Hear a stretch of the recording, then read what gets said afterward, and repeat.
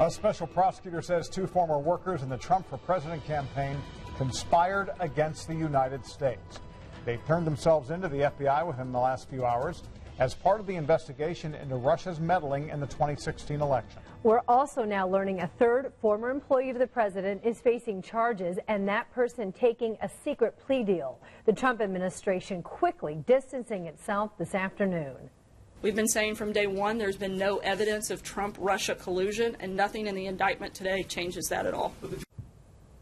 Good evening. It's 5 o'clock. I'm Anne-Marie Tiernan. Andrea Moorhead is on assignment tonight at 5. And I'm John Stair. The White House says it is confident the investigation will wrap up soon, and President Trump is pointing the finger at someone else. Scott Swan joins us live in studio with what those coming out in those charges today. Scott? Yeah, and there's a lot going on here, so let's break down the major points for you. We want to begin with former Trump campaign manager Paul Manafort. He's pleading not guilty to felony charges, including conspiracy against the United States and money laundering. Those crimes allegedly started in 2006 and lasted through February of this year. Manafort left the Trump campaign in August of 2016 before the election.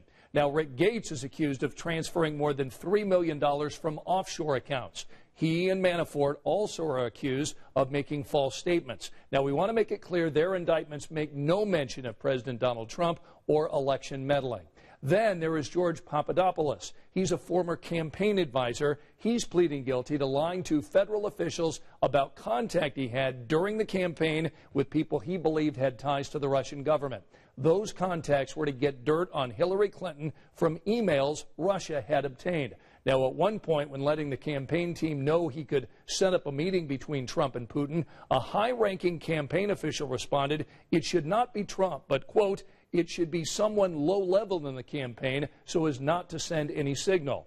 Again, the White House is distancing the presence from Papadopoulos. It was a volunteer position, and again, no activity was ever done in an official capacity on behalf of the campaign in that regard. Now, the president did respond on Twitter today saying, sorry, but this is years ago, before Paul Manafort was part of the Trump campaign. But why aren't crooked Hillary and the Dems the focus? Also, there is no collusion. Couple of things to point out here. Manafort's alleged crimes were before, during, and after he was with the campaign. But the president is correct that these indictments make no mention of President Trump or election meddling. Back to you guys. Thank you, Scott. And members of the Indiana congressional delegation are also responding to the indictments tonight. Our team coverage continues now with our political reporter, Kevin Rader. He spent this day tracking down those local reactions. At first, reaction was slow from our representatives in Washington, but it has picked up throughout the day. Let's go to Senator Joe Donnelly. As a special counsel, the Mueller investigation continues. He and his team should follow the facts wherever they lead, Senator Donnelly said, the Democrat senator. On the other hand, Republican Todd Young released a statement saying, I continue to have confidence in Robert Mueller and his pursuit of the facts. Meanwhile, we in Congress must continue to do our jobs, working together to address the challenges our nation faces. 7th District Congressman Andre Carson says today's indictments prove once again that Director Mueller is an effective investigator. What we have to do now as responsible citizens is to make sure that folks are thinking for themselves, we're holding our leaders accountable, but in a real sense understanding that our leaders are not divine beings, they're human beings, and as human beings we have to talk about issues that affect all of us, whether you're white, black, rich or poor, Democratic or Republican. We're all concerned about better schools, infrastructure, jobs, safer communities. These are universal issues. Our methodologies may vary, but we all want the same thing. 3rd District Republican Congressman Jim Banks tweeted this out early this morning. In light of today's indictments, we must continue to support and allow the integrity of the process to work. So again, reactions are filtering through. We'll be hearing from Chris Christie and see how he feels about these indictments and other issues coming up on Eyewitness News at 6. Kevin Rader, Channel 13, Eyewitness News. All right, thank you, Kevin. We'll check back. Now let's walk you through the timeline of this investigation.